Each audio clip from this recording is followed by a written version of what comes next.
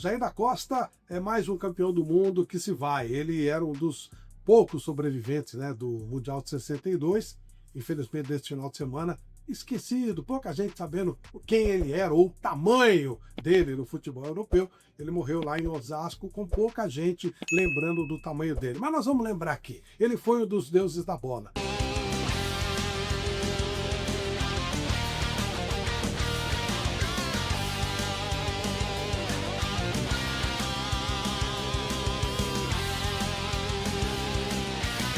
Ele apareceu no começo dos anos 60 na Portuguesa e foi um destaque muito rápido. Foi convocado para a seleção brasileira numa época de Garrincha, de Dorval, de Júlio Botelho, que estava voltando para o Brasil, um negócio impressionante. Mesmo assim, ele foi convocado, ele chegou a jogar uma partida, meio tempo, né, contra o País de Gales no amistoso, e foi para a Copa do Mundo como reserva do Garrincha.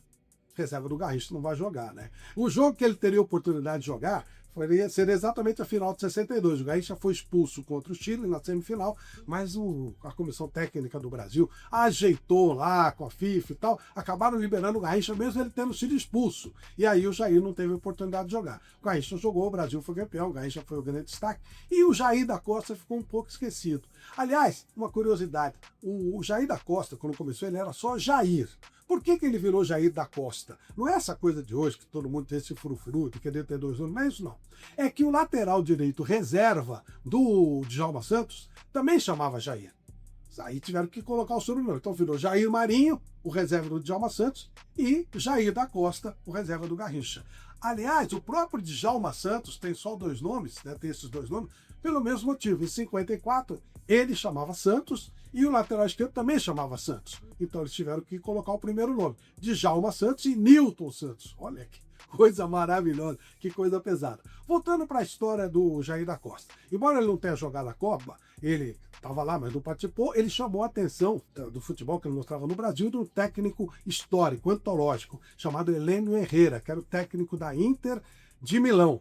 Naquela época era difícil o jogador sair do Brasil para jogar por lá. A Itália tinha um mercado muito fechado. E ele foi parar num time espetacular, que tinha Sandro Mazzola, maravilhoso, o Sandrino, né, o filho do Sandro que morreu no acidente do Torino, que um dia a gente vai contar aqui nos Deuses da Bola. Também tinha o Facchetti, que era capitão do time, depois capitão da seleção na Copa do Mundo de 70, onde essa Itália, com base na Inter de Milão, foi vice-campeã do mundo, perdendo para o Brasil, na final antológica, aquele 4-1. Aquela base daquele time era da Inter de Milão, onde jogava o Jair da Costa. Ele jogou lá por 8 anos. Ganhou 2 Champions, 2. Numa delas, ele fez o gol da vitória, o gol do título. Ele é eternizado por lá. Mas não ganhou de qualquer um, não. Naquela época não era Champions, né? Era a Liga dos Campeões. Então ele ganhou do Real Madrid do Di Stéfano, time histórico que ganhou 5 Liga dos Campeões, ou Champions League, e ganhou do time do Eusébio, do time espetacular, que formou a base da seleção portuguesa, que em 66 eliminou o Brasil da Copa do Mundo. Olha de quem ele ganhou. Fez história, foi muito marcante. Saiu da Inter, quando ele já está começando a ficar reserva e tal, foi para Roma, mas ele queria voltar para o Brasil. Voltou e jogou com nada mais nada menos que Pelé. O time do Santos, em 73, ele foi campeão paulista, dividido com a Portuguesa, curiosamente o time dele começou, porque o Armando Marques errou uma contagem de pênaltis lá. O Santos estava levando vantagem, tinha que fazer só mais um gol, e o Pelé bateu um pênalti e o Edu o outro. Portanto, o Santos fatalmente seria campeão. Mas o Armando Marques errou na conta e falou que já estava encerrado. A Portuguesa aproveitou, saiu, e o título foi dividido entre os dois. Na época que o Campeonato Paulista era muito importante. Mas chegou a hora do Jair parar. Estava tranquilo, estava sossegado.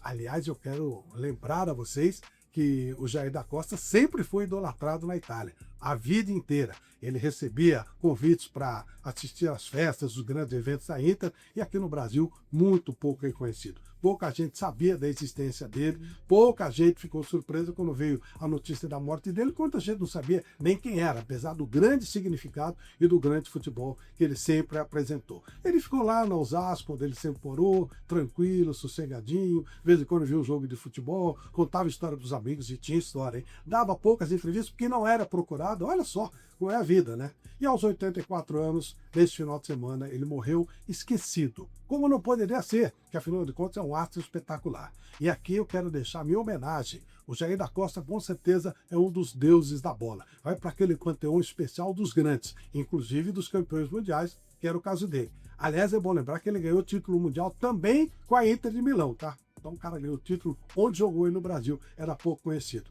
Coisas da vida. Nossa homenagem a Jair da Costa, que morreu nesse final de semana em Osasco, esquecido. No Brasil, mas na Itália, a notícia foi com muita comoção recebida, principalmente pelos torcedores da Inter de Milão.